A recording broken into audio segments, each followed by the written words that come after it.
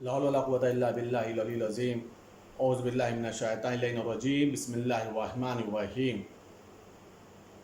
الحمد لله رب العالمين والصلاة والسلام على أشرف الأنبياء والمرسلين سيدنا ونبينا وشفيع ذنوبنا وطبيب نفوسنا مولانا مولى الكونين امام المشرقین والمغربین جد الحسن والحسین حبیب الہ العالمین ابی القاسم محمد وعلی اہل بیتہ الطیبین الطاہرین المعصومین المظلومین المنتخبین المنتجبین اما بعد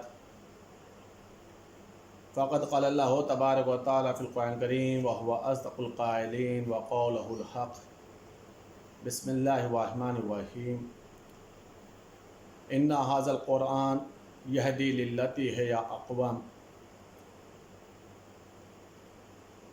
محترم ناظرین اکرام،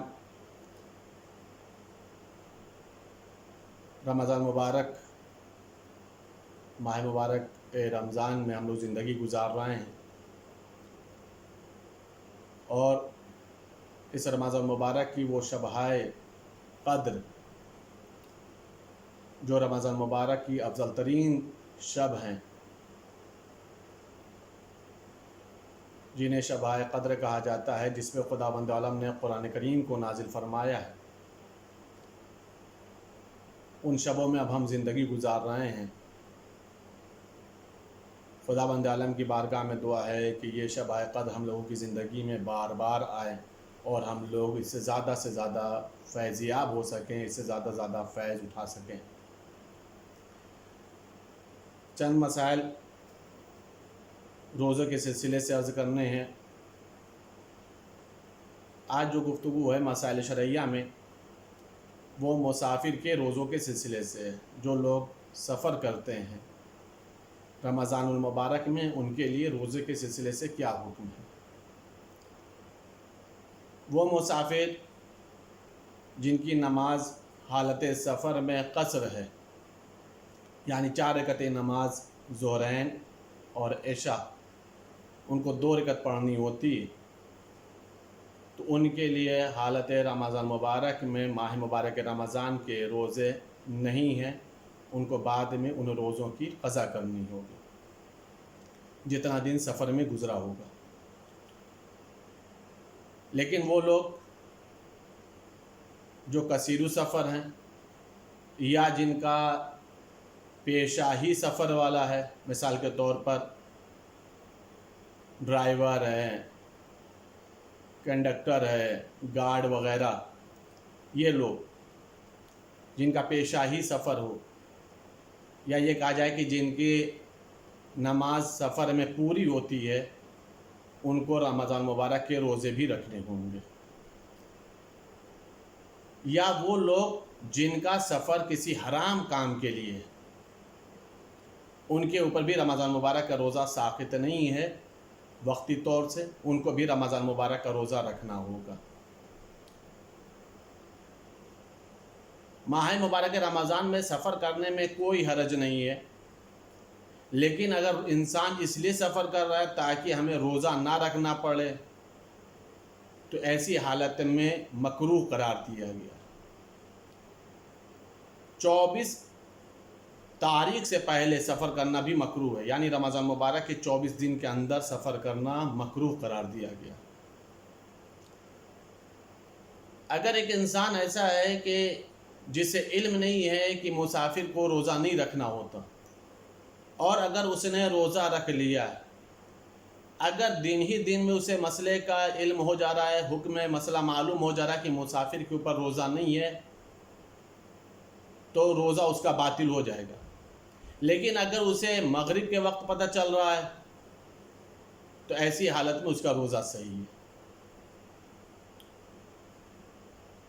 اگر ایک انسان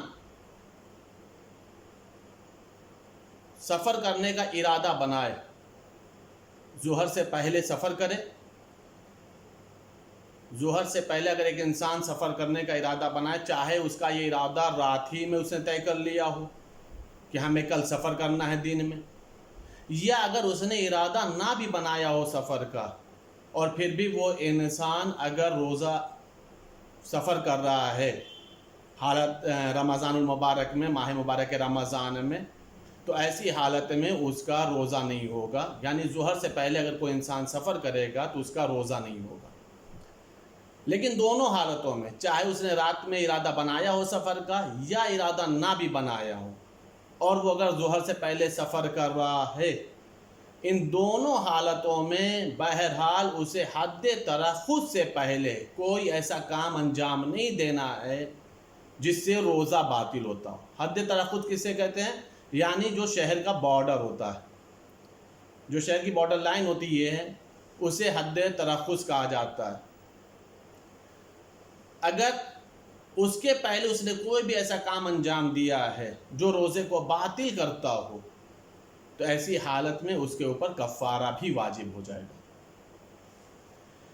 اگر ایک مسافر چاہے وہ فجر سے پہلے ہی سفر میں ہو اور وہ روزے سے بھی ہو، اگر وہ ظہر سے پہلے اپنے وطن پہنچ جا رہا ہے یا پھر ایسی جگہ پہنچ جا رہا ہے جہاں پر اسے 10 دن قیام کرنا ہے، اس نے اگر دن بھر کوئی ایسا کام نہیں کیا ہے جو روزے کو باطل کرتا ہو، تو اسے اس دن کا روزہ تمام کرنا ہوگا. اور اگر اس نے کوئی ایسا کام کیا ہے تو بہرحال اس کا روزہ نہیں ہے. اگر کوئی مسافر ظہر کے بعد اپنے وطن پہنچتا ہے یا ایسی جگہ پہنچتا ہے جہاں اسے 10 دن قیام کرنا ہے ظہر کے بعد، چاہے وہ اپنے وطن پہنچے یا ایسی جگہ پہنچے جہاں اسے 10 دن قیام کرنا ہے، تو ایسی حالت میں اسے اس دن کا روزہ نہیں رکھنا. یہ ہے مسافر کے مسائل روزے کے سلسلے سے. یعنی اگر ایک انسان ظہر کے بعد سفر کرے روزہ رکھ کر کے، تو اس دن کا تو وہ روزہ تمام کر سکتا ہے، اور اس دن کا اسے روزہ تمام کرنا بھی ہے اگر ظہر کے بعد وہ سفر کر رہا ہے. لیکن اگر ظہر سے پہلے کر رہا ہے تو اسے بہرحال روزہ نہیں رکھنا ہے، لیکن حد ترخص سے پہلے اسے کوئی ایسا کام بھی نہیں کرنا ہے جو روزے کو باطل کرتا ہو. جن لوگوں کو مسافری میں روزہ رکھنا ہے، یہ وہ لوگ ہیں جن کا پیشہ ہی سفر ہے یا حرام کام سے سفر کر رہے ہوں. جن لوگوں کی 4 رکعت نماز حالت سفر میں قصر ہے، 2 رکعت ہے، ان لوگوں کو رمضان مبارک میں اگر سفر کر رہے ہیں تو ان کا سفر میں روزہ نہیں ہے. ایسے مسافر کے اوپر روزہ نہیں ہے، وہ بعد میں ان کو اس روزوں کی قضا کرنی ہے. یہ مسائل مسافر اور ان کے روزوں کے سلسلے سے تھے. ماہ مبارک رمضان وہ مبارک مہینہ ہے کہ جس میں خداوند عالم نے 3 شب قدر عطا فرمائی ہیں، اور جس میں خداوند عالم نے قرآن کریم جیسی مستحکم کتاب نازل فرمائی ہے، جس کتاب کے آنے پر تمام کتابیں منسوخ ہو گئیں، تمام شریعتیں منسوخ ہو گئیں. اور یہ اکیلی کتاب ہے آسمانی کہ جس کا تعلق میدان محشر تک ہے. اکیلی کتاب ہے قرآن کریم جو لوگوں کی میدان محشر میں شفاعت کرے گی. اکیلی کتاب ہے قرآن کریم کہ جس کا رابطہ، جس کا رشتہ اہل بیت سے، دنیا سے لے کر کے میدان محشر تک ہے، حوض کوثر تک ہے، دونوں میں جدائی نہیں ہے. قرآن کریم کی تلاوت انسان کو فراموش نہیں کرنی چاہیے، خاص طور سے رمضان المبارک میں، جہاں پر ایک آیت پر بھی خداوند عالم ختم قرآن کا ثواب عطا فرماتا ہے، ایک ایک آیت کے اوپر. جنت میں جو لوگوں کے درجات بلند ہوں گے وہ تلاوت قرآن کی بنیاد پر بلند ہوں گے. جس نے جتنی زیادہ تلاوت قرآن کی ہوگی خداوند عالم اسے اتنا ہی زیادہ درجات عطا فرمائے گا میدان محشر میں، جنت کے اندر. پیغمبر اکرم حضرت محمد مصطفیٰ صلی اللہ علیہ وآلہ وسلم ارشاد یہ فرماتے ہیں لوگوں کو مخاطب کر کے کہ اے لوگو، تم لوگ اپنے گھروں کو تلاوت قرآن سے نورانی بناؤ، منور کرو.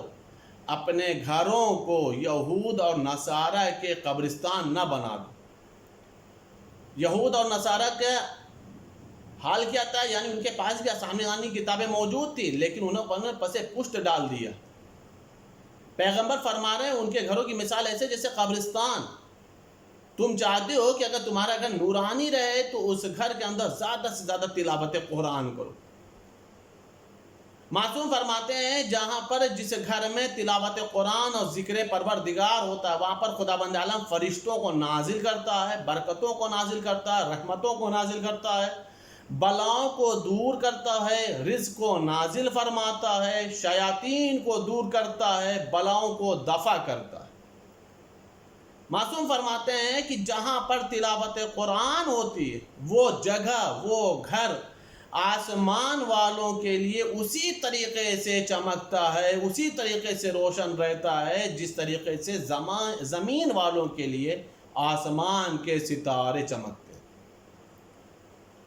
یہاں پر تھوڑا سا ایک بات سوچنے والی ہے کہ جب جگہ پہ یہ اثر ہے، یعنی تلاوت ہم کر رہے ہیں، تلاوت آپ کر رہے ہیں، لیکن جس جگہ پہ تلاوت کر رہے ہیں وہ جگہ اتنی منور ہے، وہ جگہ اتنی روشن ہے، تو ظاہر سی بات ہے یہ تو سوچنا پڑے گا کہ جب تلاوت کا اثر جگہ پر اتنا اثر انداز ہوتا ہے تو جو تلاوت کرے گا اس کا قلب کتنا منور ہوگا، اس کا جسم کتنا نورانی ہوگا، اس کی روح کتنی منور ہوگی، اور خاص طور سے آسمان والوں کے لیے وہ کتنے فخر و مباحات کا سبب بنتا ہوگا کہ یہ بندے خدا زمین پر رہ کر کے تلاوت قرآن کر رہا ہے اور ہم اسے دیکھ رہے ہیں، اس کا چہرہ چمکتا ہوا نظر آ رہا ہے.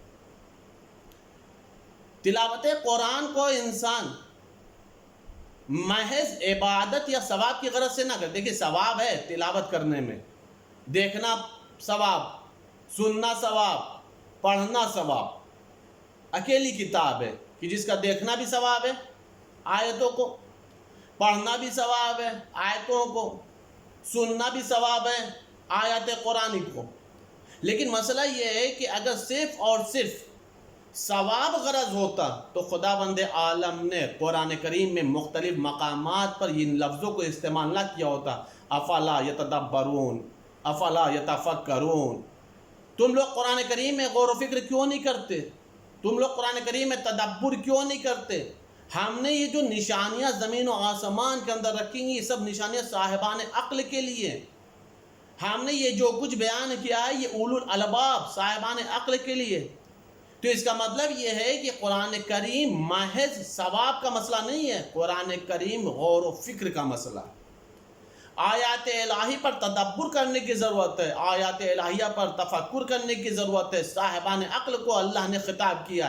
آیات الہیہ کی جتنی بھی باتیں اللہ نے کی ہیں، جہاں پر بھی اللہ نے نشانیوں کی بات کی ہے وہاں پر احمقوں سے گفتگو نہیں کی ہے، دیوانوں سے گفتگو نہیں کی ہے، مسلمانوں سے گفتگو نہیں کی ہے. جہاں پر بھی آپ قرآن کریم اٹھا کر کے دیکھیں، جہاں آیات الہیہ کی بات ہوئی ہے، نشانیوں کی بات ہوئی ہے، خداوند عالم نے صاحبان عقل کو مخاطب کیا. لاسٹ میں آیات کے آخر میں ہمیشہ خداوند عالم نے غور و فکر کی دعوت دی ہے، تدبر کی دعوت دی ہے، تفکر کی دعوت دی ہے. اس کا مطلب قرآن کریم راز پروردگار کا نام ہے، رموز پروردگار اس میں ہے. انسان کو اس میں غور و فکر کرنے کی ضرورت ہے. اگر انسان ایک ایک آیت پر غور و فکر کرے تو غور و فکر کرنے کا ثواب الگ اللہ عطا فرمائے گا. خداوند عالم اس کی الگ جزا عطا فرمائے گا، اس کی الگ صلہ عطا فرمائے گا. صرف اور صرف پڑھنا نہیں ہے، صرف اور صرف ثواب کا مسئلہ نہیں ہے، آیات الہیہ پر غور و فکر کرنے کی ضرورت ہے. جہاں تک مسئلہ ختم قرآن کا ہے اس بات کو بھی آپ غور کریں. بہت اچھی بات ہے کہ الحمدللہ رمضان مبارک میں 1 قرآن ختم ہو جاتا ہے، 2 قرآن ختم ہو جاتا ہے، 3 قرآن ختم ہو جاتا ہے، بہت اچھی بات ہے. لیکن یہ 1 قرآن ختم ہو جانا، 2 قرآن ختم ہو جانا، 3 قرآن ختم ہو جانا، ہم یہ نہ سمجھے کہ ہم نے بہت زیادہ تلاوت کر لی. میں آپ کے سامنے معصوم کے صرف ایک جملے کو پیش کروں تو آپ کو اندازہ لگے گا کہ یہ 1 قرآن ختم کرنے کے بعد، 2 قرآن ختم کرنے کے بعد بھی ہم تلاوت قرآن میں بہت پیچھے ہیں. ہم بہت پیچھے ہیں. کیوں؟ اس لیے کہ معصوم سے جب سامنے والے نے سوال کیا مولا یہ بتائیے قرآن کریم کو ہم کتنے دن میں ختم کریں، تو ایک جگہ پہ معصوم نے فرمایا 3 دن میں قرآن کو ختم کرو. ایک مقام پر معصوم نے فرمایا کہ 6 دن میں قرآن کو ختم کرو. اس کا مطلب کیا ہوا؟ مطلب یہ ہوا کہ کم از کم 1 مہینے میں ہمیں 5 مرتبہ قرآن ختم کرنا چاہیے. غور فرما رہے ہیں؟ یعنی ایک قرآن ختم کر دینا، 2 قرآن ختم کر دینا، ہم نے بہت زیادہ تلاوت نہیں کر لی۔ اللہ کا لاکھ لاکھ شکر ہے کہ بہرحال اللہ نے اتنی توفیق ہمیں دی ہے کہ ہم اتنی تلاوت کر رہے ہیں۔ لیکن اتنی توفیقات پروردگار پر اللہ سے دعا کرنا چاہیے، میرے معبود ہماری توفیقات میں اور اضافہ فرما، اور توفیقات میں برکت عطا فرما۔ اور ان توفیقات میں ایک اہم توفیق کی دعا یہ کرنا چاہیے، میرے معبود یہ توفیق صرف اور صرف رمضان المبارک تک محدود نہ رکھنا، بلکہ ہمارا قرآن کا رشتہ پوری زندگی رکھنا۔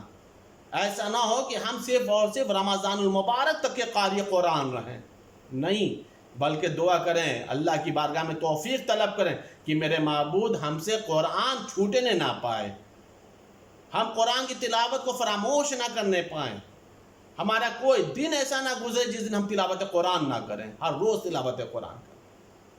اللہ جس کو جتنی زیادہ توفیق دے گا، جتنا تلاوت قرآن وہ کرے گا اور بار بار تلاوت کے بعد دعا طلب کرے گا، تو انشاءاللہ تعالی جیسا معصوم نے فرمایا ہے کہ کم از کم 3 دن یا 6 دن میں قرآن ختم ہو جائے، ایسے انسان کو اللہ توفیق دے گا، اور انسان بار بار ایسا عمل کا انجام دے سکتا ہے اپنی زندگی میں کہ اتنا جلدی قرآن بھی ختم ہو جائے اور اتنا زیادہ ثواب بھی مل جائے۔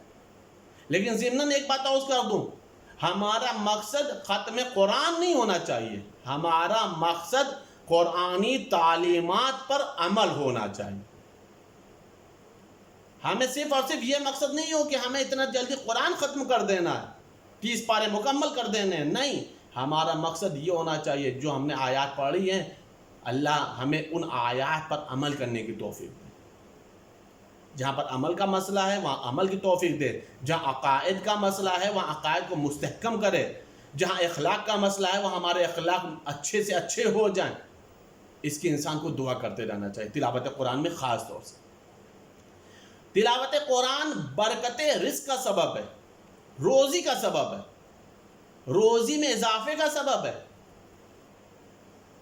تلاوت قرآن کے برکت کے لیے مشہور روایت ہے، الحمدللہ تقریباً سبھی جانتے ہوں گے ان روایتوں کو، لیکن میں صرف اور صرف اس کے گوشے کی طرف اشارہ کرنا چاہ رہا ہوں، ایک نقطے کی طرف متوجہ کرنا چاہ رہا ہوں اپنے قارئین اکرام کو۔ عبداللہ ابن مسعود پیغمبر کے مخصوص صحابی تھے، بیمار پڑ گئے، بستر مرض پہ موت پر آ گئے، اعتذار کی کیفیت تھی، حاکم وقت عیادت کے لیے آئے، اور آنے کے بعد سوال کیا، یہ بتاؤ عبداللہ ابن مسعود تمہارے ہاتھ کتنا قرض ہے، اگر تم کہو تو ہم تمہارا قرض ادا کر دیں۔ تلاوت قرآن رزق کا سبب ہے، اضافے کا سبب ہے، ہم تمہارے قرض کو ادا کر دیں۔ کہا نہیں، مجھے تم سے کوئی پیسہ نہیں لینا اپنے قرض کو ادا کرنے کے لیے۔ کہا ہم چاہتے ہیں کہ ہم تمہیں اتنا پیسہ دے دیں تاکہ تمہارے اہل و عیال کا گزارا ہو جائے، تمہارے خرچ کی تکلیف نہ رہے، تمہاری پریشانیاں دور ہو جائیں۔ کہا نہیں، مجھے اس کی بھی کوئی ضرورت نہیں ہے۔ آخر میں حاکم نے پوچھا کیوں اس انداز سے گفتگو کر رہے ہو کہ تمہیں میں دینے کے لیے تیار ہوں، تم لینے کے لیے نہیں تیار ہو؟ عبداللہ ابن مسعود نے ایک جملہ کا مسئلہ یہ کہ مجھے معلوم ہے اللہ نے رزق کس میں رکھا ہے، مجھے معلوم ہے روزی کیسے ملتی ہے۔ کہا کیسے ملتی ہے؟ کہا میں نے اپنے حبیب سے سنا ہے، اپنے پیغمبر سے سنا ہے کہ پیغمبر خدا نے فرمایا اگر کوئی شخص مغرب اور عشاء کی نماز کے درمیان، یعنی مغرب کی نماز پڑھ لی اس کے بعد سورہ واقعہ کی تلاوت رات میں کرتا ہے تو خداوند عالم اس کے رزق میں، روزی میں اضافہ کرتا ہے، اس کی تنگ دستی غربت کو دور کر دیتا ہے، اس کی پریشانی رزق کو ختم کر دیتا ہے۔ اور جب سے میں نے اپنے حبیب سے یہ سنا ہے، پیغمبر سے یہ روایت سنی ہے، تب سے میں بھی عمل کرتا ہوں، اور میں نے اپنی اولاد کو بھی وصیت کی ہے کہ یہ عمل کرتے رہنا، اور جو بھی عمل کرے گا خداوند عالم اس کو رزق کی پریشانی نہیں ہونے دے گا، روزی میں کمی نہیں ہونے دے گا، برکت عطا فرمائے گا۔ عزیزان گرامی، بات مکمل ہو گئی، یہ روایت بہت مشہور تھی، لیکن میں نے ضمناً اس لیے سمجھایا اور بتایا ہے، اور ایک نقطے کی طرف آپ کو متوجہ کرنا چاہ رہا ہوں میرے محترم قارئین ناظرین اکرام، کہ ایک سورہ واقعہ کی تلاوت اگر انسان مغرب اور عشاء کے بیچ میں کرتا ہے، نماز کے بعد کرتا ہے، تو خداوند عالم رزق میں برکت دیتا ہے، روزی میں اضافہ کرتا ہے، تنگ دستی غربت کو دور کر دیتا ہے۔ جب ایک سورے کی تلاوت میں خداوند عالم نے اتنا فائدہ رکھا ہے، سوچنے والی بات ہے پورا قرآن کی اگر کوئی تلاوت کرے، زیادہ سے زیادہ سوروں کی تلاوت کرے، زیادہ سے زیادہ آیات الہیہ کی تلاوت کرے، اور اس کے بعد خداوند عالم کی بارگاہ میں دعا کرے کہ میرے معبود جو بھی تیری نگاہ میں ان آیاتوں کی تلاوت کا ثواب ہے، برکتیں ہیں، رزق ہے، روزی ہے، جو بھی جزا ہے دنیا اور آخرت کی، میرے معبود وہ سب کچھ تو ہمیں عطا فرما۔ قسم خدا کی پھر کوئی بھی انسان کوئی پریشان نہیں رہے گا، اور رزق اور روزی میں کوئی کمی نہیں رہے گی، تنگ دستی اور غربت اور مفلسی سے اسے دو چار نہیں ہونا پڑے گا، خداوند عالم اس کی غربت کو دور فرما دے گا۔ یہ ہے تلاوت قرآن۔ خداوند عالم کی بارگاہ میں دعا ہے کہ خداوند عالم ہم لوگوں کو زیادہ زیادہ تلاوت قرآن کرنے کی توفیقات عطا فرمائے۔ خداوند عالم کی بارگاہ میں دعا ہے خداوند عالم ہم لوگوں کو قرآن کریم کی برکتیں عطا فرمائے۔ قرآن کریم کی تلاوتوں سے میرے معبود مرحومین کی مغفرت فرما۔ میرے معبود تجھے واسطہ رمضان مبارک ہم سب کو جو زیارات نصیب فرما، جتنے بیمار ہیں ان سب کو شفا کلی عطا فرما۔ میرے معبود ہم سب کو تعلیمات قرآن پر عمل کرنے کی توفیقات عطا فرما، ہم سب کے گناہوں کو معاف فرما، امام زمانہ کے ظہور میں تعجیل فرما، ہم سب کو ان کے اعوان و انصار میں شمار فرما۔ اللہم تقبل منا انک انت السمیع العلیم بحق محمد و آلہ الطاہرین۔